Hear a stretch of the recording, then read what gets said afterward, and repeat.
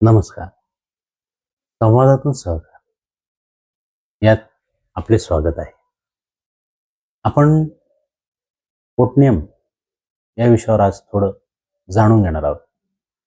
प्रत्येक सहकारी संस्था कशी चालवायची किंवा त्यामागचे अटी शर्ती किंवा त्याचे नियमावली ही ज्यात नोंदवली जाते त्याला पोटनियम असं म्हटलं जातं. त्यालाच इंग्लिशमध्ये बायलॉज असा शब्द आहे. हा बायलॉजमध्येच सगळ्या नोंदी असतात की संस्था कशा पद्धतीने चालवली पाहिजे. सहकारात विविध प्रकारच्या संस्था आहेत. जसं नागरी बँक आहे, पतसंस्था आहे, कर्मचारी सोसायट्या आहेत, जंगल कामगार सोसायट्या आहेत, मत्स्यपालन संस्था आहेत, विविध कार्यकारी सोसायट्या आहेत. या सर्व सोसायट्या किंवा या इतर सहकारी संस्था कशा पद्धतीने चालवाव्यात या संदर्भात पोटनियमामध्ये सर्व नोंदी असतात.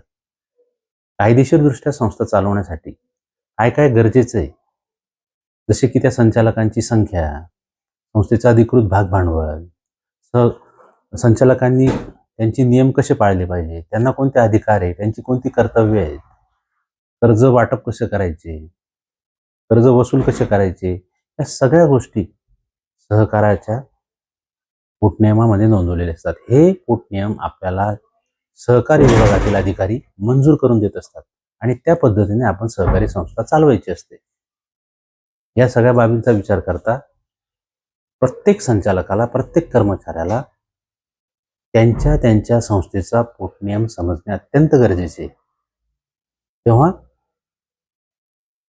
सर्वप्रथम पोटनियम संपूर्ण वाचून संस्था अधिक चांगल्या पद्धतीने कशी चालेल याचा विचार करणं गरजेचं आहे. त्यामुळे पोटनियम ही सहकारी संस्थेचा मूलभूत पाया आहे, हे विसरायचं नाही.